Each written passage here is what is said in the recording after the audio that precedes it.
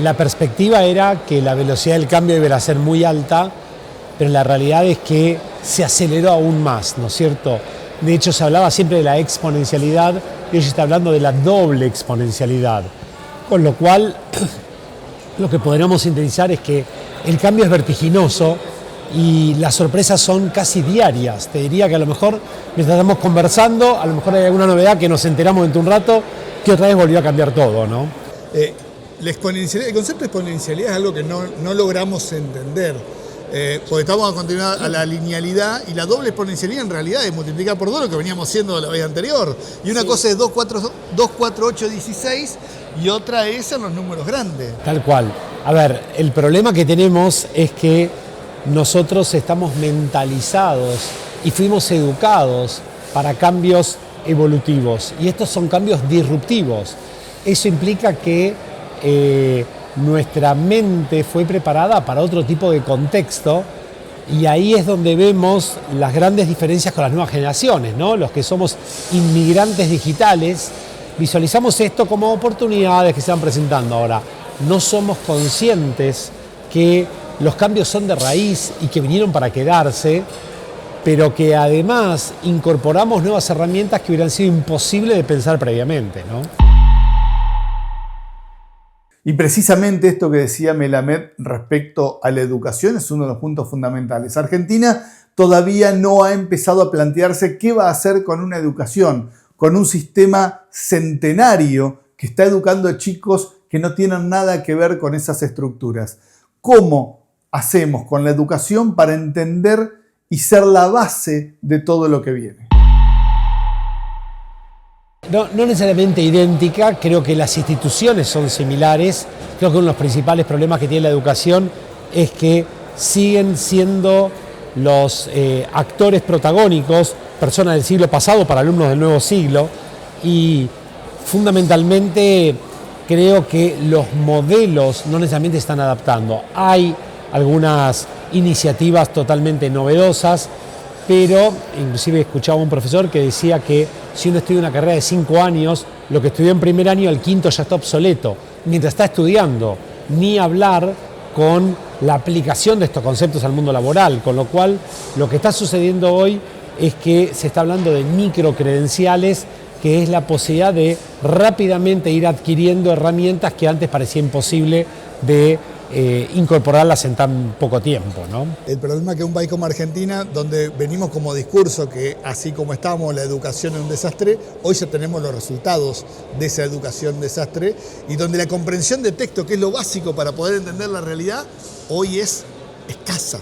Sí, yo creo que, a ver, es tanto en ciencias duras, ciencia, matemática, ingeniería, ingeniería, matemática, como en blandas, ¿no? Ahora, algo que es importante es que los nuevos modelos educativos que están emergiendo hoy en algunos países implican también un cambio sustancial en cuanto al momento de la educación. Nosotros fuimos educados para, en un momento, estar en la escuela y en la universidad, otro momento trabajar y otro momento disfrutar de la vida. Hoy los modelos son estudio, trabajo, disfruto, porque todo el tiempo vamos a tener que aprender, todo el tiempo vamos a tener que educarnos, pero también hacer las otras cosas que antes parecía que estaban para otras etapas vitales. Ahí, cuando se habla de cambio, hoy hay un esquema muy interesante que es ¿qué es lo que no cambia cuando todo cambia? Y si uno se pone a pensar, la parte dura, no sé, hace 5 años tenía que ver con cuestiones tecnológicas determinadas, hoy es inteligencia artificial generativa, mañana será con la nueva inteligencia artificial. Pero la parte blanda en realidad tiene que ver con cuestiones que se sostienen, comunicación, sentido común, pensamiento crítico, innovación, creatividad, influencia, con lo cual podríamos decir que exactamente al revés, lo blando es lo que no cambia.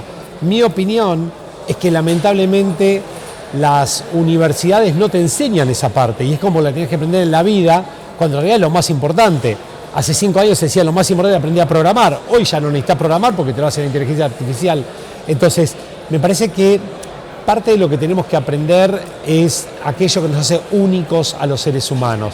Eso tiene que ver con el liderazgo, con la creatividad, con la innovación, con el sentido común, con la ética, con la conciencia, con la autenticidad, Y esas cuestiones no se enseñan. Entonces, parte del desafío es cómo vamos reinventándonos permanentemente. Y Alejandro Melamed habla de una inteligencia superadora, la inteligencia aumentada. ¿Cómo la inteligencia artificial sumada a la inteligencia humana pueden llevar a otro nivel y a otra forma de pensar la nueva realidad del mundo?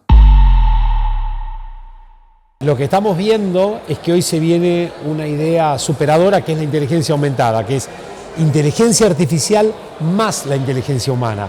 No es una a la otra, es una con la otra, una a través de la otra, una potenciando la otra, y ahí tratando de identificar qué es lo genuino, qué es aquello que nos hace diferentes a los humanos. Ahora, todo esto en una era donde de repente, como vimos en Eternauta, lo viejo funciona, Juan, ¿no? Digamos, y tenemos el ejemplo de lo que pasó en Madrid, donde con la super tecnología, con todo, un día se corta la energía y a partir de eso se desbarajusta todo el sistema, y el elemento más buscado era la radio tradicional, porque era el único lugar, a radio a pilas, era lo único que teníamos para enterarnos de las noticias. Entonces yo creo que nunca podemos dejar de perder de vista aquello que hace a lo genuinamente humano, lo que nos hace diferentes, y tratar de pensar que esto es un continuo donde tendremos que ir adaptándonos permanentemente, tendremos que ir conectando permanentemente y tendremos que ir reinventándonos permanentemente. Hace 3 años se hablaba de metaverso, hoy no se habla, hoy se habla de inteligencia artificial generativa, que muy posiblemente en poco tiempo ya también quede obsoleta.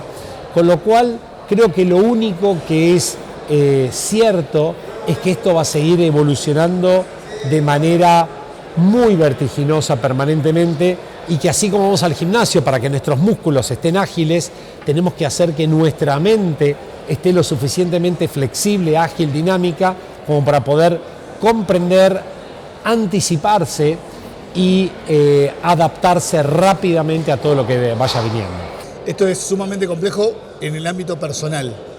En una pyme que tiene que manejar 100 personas, donde el 50% son menores de 30, es una locura. Claro, sí, por eso absolutamente, digamos, como la transformación pasa primero por lo personal, después por los equipos, después por las organizaciones. Y parte del desafío que tenemos, y especialmente organizaciones más pequeñas, es rápidamente comprenderlo. Con una buena noticia, hasta hace algún tiempo se decía que los grandes se devoraban a los chiquitos. Hoy los ágiles se devoran a los elefantes. Y creo que tenemos que entender que una pyme tiene muchas veces una probabilidad mucho más alta de reconvertirse que lo que tiene una empresa grande. Con lo cual yo te diría al revés, hay que aprovechar esa posibilidad de ser pequeño, de ser muy veloz para decidir y actuar y tomar las oportunidades que se van presentando. Así que yo creo que más que una desventaja es una gran oportunidad. Y por último le preguntamos a Melamed, ¿qué va a ser el futuro del trabajo?